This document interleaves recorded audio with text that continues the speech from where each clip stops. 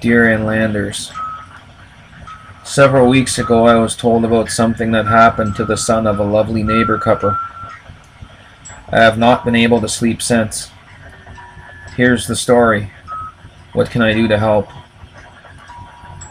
As a birthday gift, a group of the young man's pals solicited a sexually active girl to spend 3 hours with them in a motel. When he was told of the gift, he tried to get out of it, but his friends insisted that he accept it as his initiation into the fraternity of manhood. He met the girl at the motel room. After they had sex, she excused herself to go into the bathroom. 20 minutes went by and she did not return, so he went to look for her.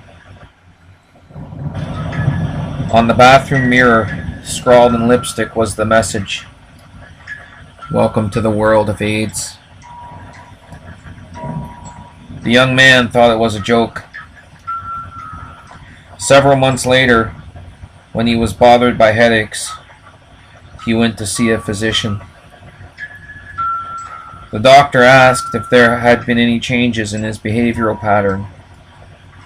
He thought it best to mention the motel incident.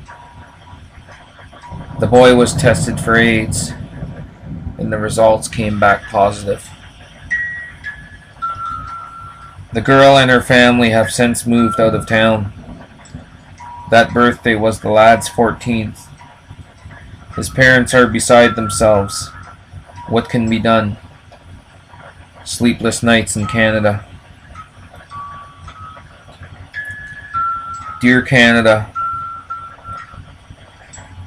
my editor advised me not to print your letter because he said it is one of those often repeated stories that has been around for months and may not be true.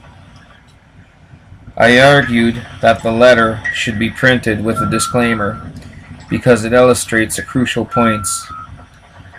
Teenagers are just as susceptible to AIDS as adults.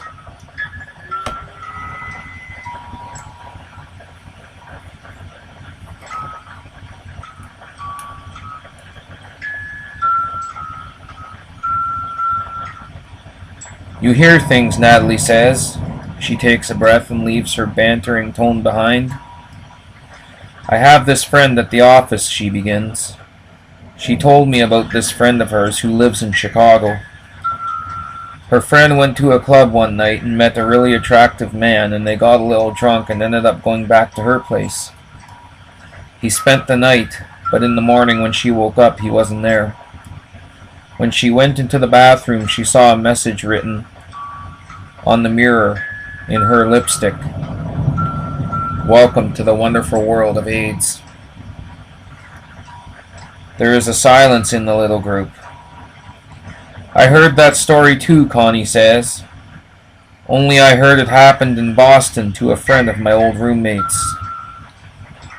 It turned out in the end that a lot of people in the bar had heard the AIDS story.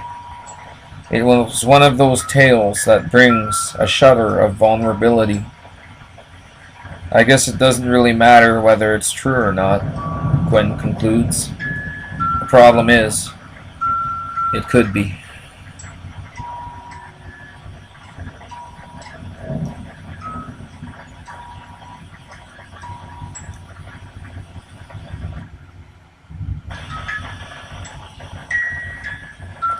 My sister-in-law's brother-in-law's friend's sister in Madison, Wisconsin, was on spring break this year in Florida. She met an older woman, or an older man rather, in his 30s, who swept her off her feet, and she extended her stay as their romance got hot and heavy. When she left, he drove her to the airport and gave her a small box. He told her not to open the box until she was in the air. Opening the box, she found a small coffin, and inside it was a note that read, "Welcome to the wonderful world of AIDS." The girl was immediately tested for AIDS when she arrived home, and she tested positive.